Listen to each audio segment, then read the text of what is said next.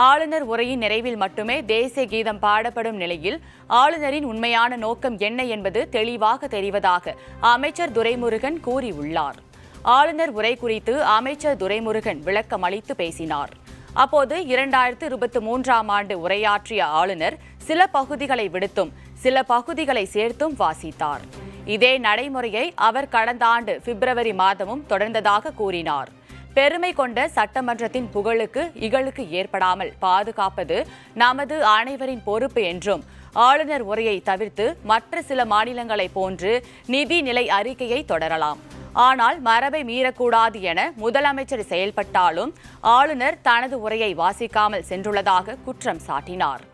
ஆளுநர் உரையின் நிறைவில் மட்டுமே தேசிய கீதம் பாடப்படும் நிலையில் ஆளுநரின் உண்மையான நோக்கம் என்ன என்பது தெளிவாக தெரிவதாக கூறினார். நாட்டு மக்கள் மீதும் தேசிய கீதம் மீதும் மக்களும் அரசும் மாறா நன்மதிப்பை கொண்டுள்ளதாக கூறிய அவர் பேரவை விதி 17ஐ தளர்த்தி தீர்மானம் முன்மொழிந்தார். மேலும் ஆளுநர் உரையில் இடம்பெற்றுள்ள கருத்துக்கள் மட்டுமே அவை குறிப்பில் இடம்பெறும் என தெரிவித்தார். மீண்டும் மாண்புமிகு ஆளுநர் அவர்கள் முந்தைய ஆண்டுகளில் செய்ததைப் போலவே திரும்ப செய்திருக்கிறார்கள். அதாவது ஆளுநர் உரையை முழுமையாக படிக்காமல் சென்றிருக்கிறார். தற்போது மாண்புமிகு ஆளுநர் அவர்கள் தமிழ்த்தாய் வாழ்த்துக்கு பிறகு தேசிய கீதம் பாடப்படாதது தொடர்பாக ஒரு கருத்தை தெரிவித்திருக்கிறார். இந்த அவையில் பின்பற்றப்படும் மரபின் அடிப்படையில் ஆளுநர் உரையின் தொடக்கத்தில் தமிழ்த்தாய் வாழ்த்து, உரையின் நிறைவில் தேசிய கீதமும் பாடுபடுவதை பின்பற்றப்படுவதும் தெளிவாக தெரிவித்திருக்கிறார்கள்.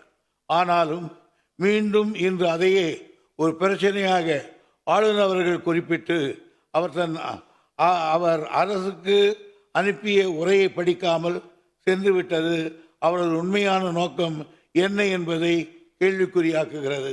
மாண்புமிகு முதலமைச்சர் அவர்கள் கட்டிக்காத்து வரும் இச்சட்டமன்ற பேரவையின் மாண்பினை நிலைநாட்டும் வகையில் மாண்புமிகு பேரவைத் தலைவரின் இசைவோடு சட்டமன்ற பேரவை விதி 17ஐ தளர்த்தி இது தொடர்பாக ஒரு தீர்மானத்தை முன்மொழிந்திட தாங்கள் அனுமதிக்க இருக்கின்றேன்.